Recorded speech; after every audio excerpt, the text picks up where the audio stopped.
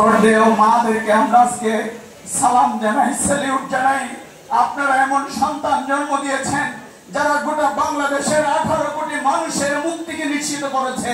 আমরা আল্লাহর কাছে দোয়া করি এই বাংলার জমিনে সকল শহীদের বিচার, খুনিদের বিচার আমরা করব ইনশাআল্লাহ।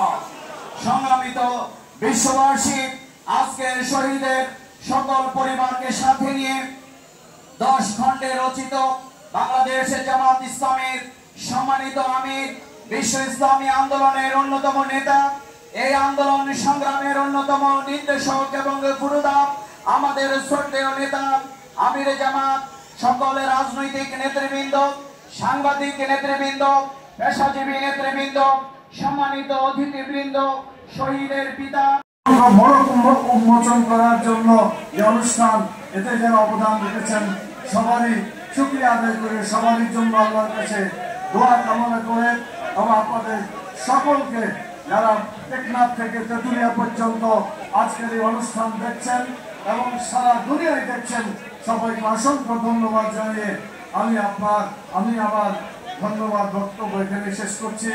আমার তৌফিক ইল্লা বিল্লাহ কাফারাতুল মাজলিসের মাধ্যমে আমরা শেষ করতে চাই, যেখানে আল্লাহ তাআলা গুনাহ মাফ করে দেন।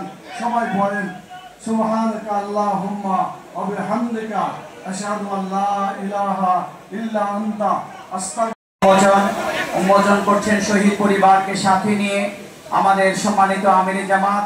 আজকের এই ব্যক্তিগত ধর্মীয় অনুষ্ঠানের সম্মানিত প্রধান অতিথি, বিশ্ব ইসলামী আন্দোলনের অন্যতম নেতা আমির জামাত ডক্টর শফিকুর রহমান, আমাদের শ্রদ্ধেয় শহীদের পরিবারের গর্বিত সদস্যদেরকে সাথে নিয়ে জুলাই গণবিপ্লবের আমাদের সেই স্মারকের এখন মোড়ক উন্মোচন করতে যাচ্ছেন।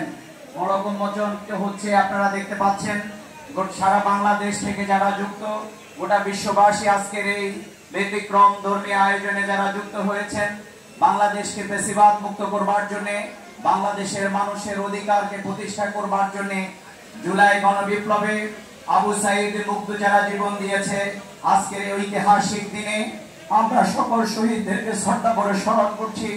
আল্লাহ তাআলার কাছে শহীদদের জন্য মহান পরওয়ারদিগারের কাছে শাহাদাতের সর্বোচ্চ মর্যাদা কামনা করছি।